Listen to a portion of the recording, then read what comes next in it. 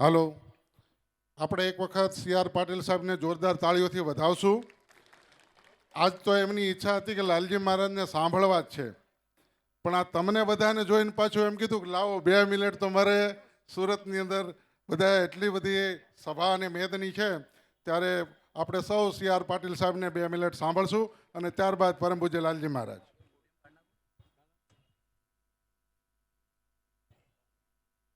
જય સ્વામિનારાયણ.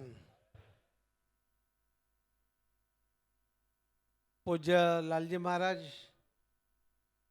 સૌ પૂજનીય સાધુ સંતો, અમારા સાથી સાંસદ શ્રી મુકેશભાઈ પટેલ, મુકેશભાઈ દલાલ, સુરત શહેર ભારતીય જનતા પાર્ટીના પ્રમુખ Shri Pareshbhai Patel, deputy mayor Shri Narendrabhai, standing કમિટીના ચેરમેન શ્રી રાજનભાઈ, ધારાસભ્ય શ્રીમતી સંગીતાબેન, શ્રી જીવરાજભાઈ, સૌ આગેવાનો અને વિશાળ સંખ્યામાં લાખોની સંખ્યામાં ઉમટી પડેલા સૌ ભક્તજનો, આપ સૌને પ્રણામ, આપ સૌને વંદન કરું છું.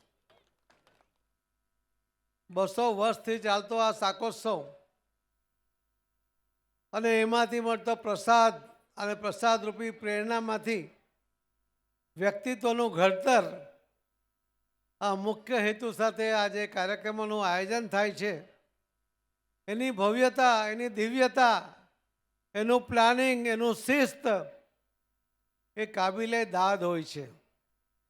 આખા દેશમાં કે આખા દુનિયામાં કોઈ એક સંત એક સાથે દર વર્ષે આવા કાર્યક્રમ અવિરત કરતા રહે એ તો લાલજી મહારાજ કરી શકે.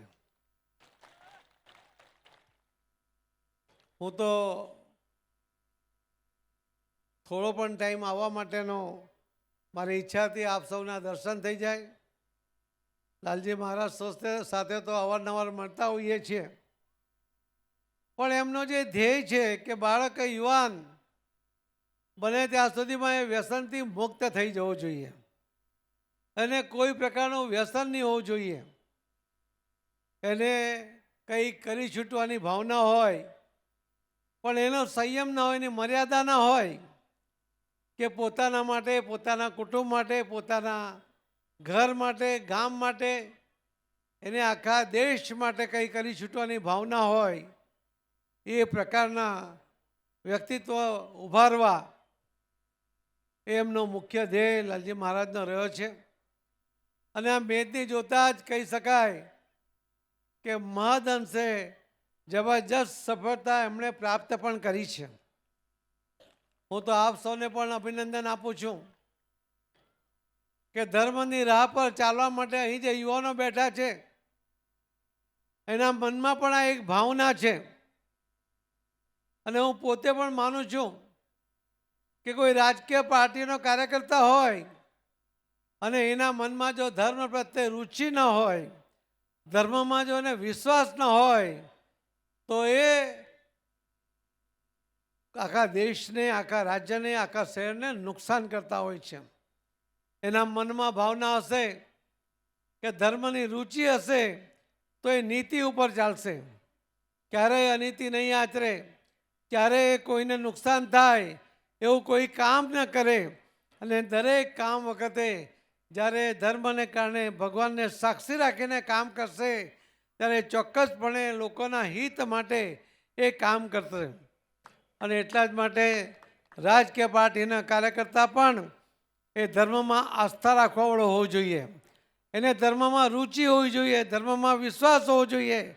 અને ધર્મ પ્રત્યે અથાગ વિશ્વાસની સાથે સાથે ધર્મને રાસ્તે આગળ વધવા માટેના સંકલ્પ સાથે જો આગળ વધશે તો આખો દેશ એની અંદર આગળ વધશે.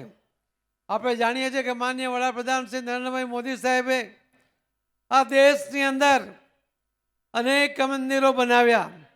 સનાતન ધર્મ માટે પણ એમની જે આસ્થા છે એ પણ આખા દેશ અને દુનિયાએ જોઈ છે. અને એ લોકોનો પણ જે વિશ્વાસ એના કારણે વધ્યો.